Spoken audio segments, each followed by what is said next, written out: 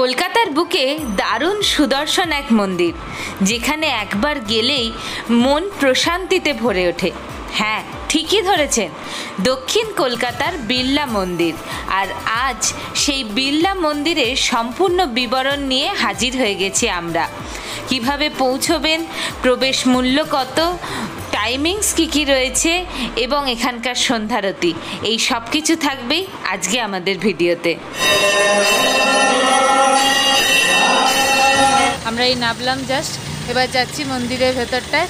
আমি আর মা চলে এসেছি আজকে আপনাদেরকে বিড়লা মন্দির, কলকাতার বিখ্যাত এই বিড়লা মন্দির ঘুরে দেখাবো। আসুন তাহলে একবার ওপর থেকে নিচে দুর্দান্ত একটা ভিউ রয়েছে, দেখিয়ে। আস্তে আস্তে আলো জ্বলে উঠেছে একদম ওপর থেকে, পুরো কারুকার্য করা, 26 বছর ধরে তৈরি এই মন্দির।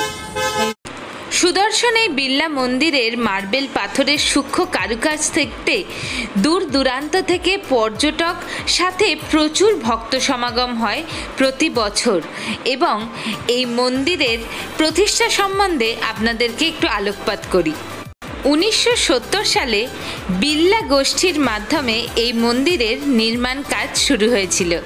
দক্ষিণ কলকাতার বুকে এত সূক্ষ্ম নির্মাণ কাজ প্রায় 26 বছর ধরে চলেছিল এবং তারপর 1996 সালে এই মন্দির মানে কলকাতার বিড়লা মন্দিরের উদ্বোধন হয় এবং তারপর থেকে প্রতি বছর প্রচুর ভক্ত সমাগম হয়।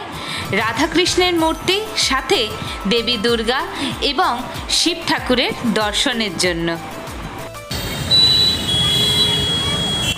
এবার বলি এখানে পৌঁছবেন কিভাবে। কলকাতায় এই মন্দিরে আসার জন্য সবথেকে সহজ ব্যবস্থা হচ্ছে মেট্রো বা বাসে করে। বালিগঞ্জগামী বাসে এলে বিড়লা মন্দিরের সামনেই বাস স্টপ, আর মেট্রো এলে nearest metro station Jatin Das park, সেখান থেকে অটোয় করে আপনারা চলে আসতে পারবেন। বিড়লা মন্দিরের একদম সামনে, এটা হচ্ছে বালিগঞ্জে কলকাতায়, আর এই সামনেটাতেই হচ্ছে বাস স্ট্যান্ডটা। আর আমরা এই গাড়ির এখানটা স্ট্রিট পার্কিং, এখানে 20 টাকা করে নেবে প্রতি ঘন্টা। এখানটা আমাদের গাড়িটা এগিয়ে গেল। আসুন এবার আপনাদের জানিয়ে দিই বিড়লা মন্দির কটা থেকে কটা পর্যন্ত খোলা থাকে। প্রতিদিন ভোর 5:30 থেকে সকাল 11টা অবধি এবং বিকালবেলা ঠিক 4:30-র সময় মন্দিরের দরজা খোলা হয় এবং রাত 9টা অবধি খোলা থাকে। এইখানটা জুতো জমা রাখবার ব্যবস্থা, এখানে যেটা কোনো নির্দিষ্ট মূল্য নেই, আপনারা যা দেবেন তাই নেয়। আর এই যে এই এরিয়াটা পেরিয়ে গেলে ওই যে উনি দাঁড়িয়ে রয়েছেন কমলা বসনে শাড়িতে, ওনার পর থেকে আর মোবাইল অ্যালাউড নয়। আবার মন্দিরের বাকি অংশটা আপনারা দেখতে পাবেন আবার গিয়ে।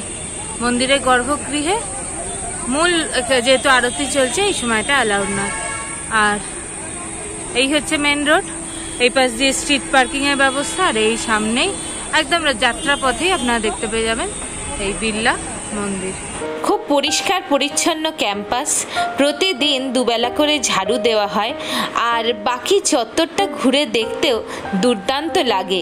যেহেতু আমরা বিকালের দিকে এসছি তাই আলোটা কমে এসছে এবং তার সাথে মন্দিরের আলোগুলো জ্বলে উঠেছে, দুর্দান্ত একটা পরিবেশ।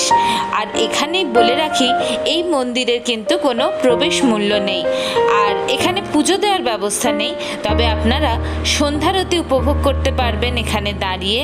দারুণ সুন্দর কাঁসর ঘণ্টার আওয়াজে পুরো গমগম পরিবেশ এবং আরতি চলছে প্রতিটা মন্দিরে মন্দিরে। যত ভালো লাগবে তার সাথে নিজেদেরকেও যেন একাত্ম করে নিতে পারবেন।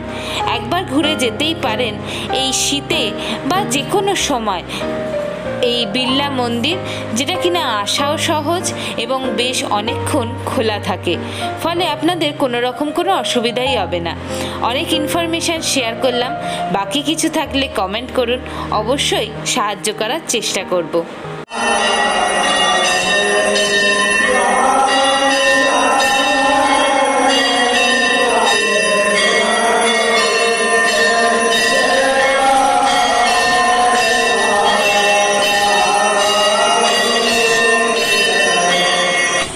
প্রচণ্ড ঘর্মাক্ত অবস্থা। আমরা এসেছি বিকালবেলা করে, এখন ঘড়িতে বাজছে 6:30, সন্ধ্যা হয়ে গেল।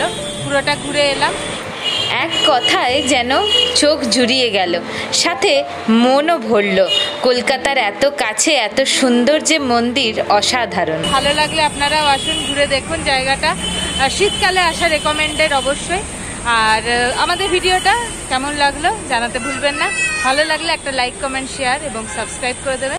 দেখা হচ্ছে খুব শীঘ্রই পরবর্তী পর্বে।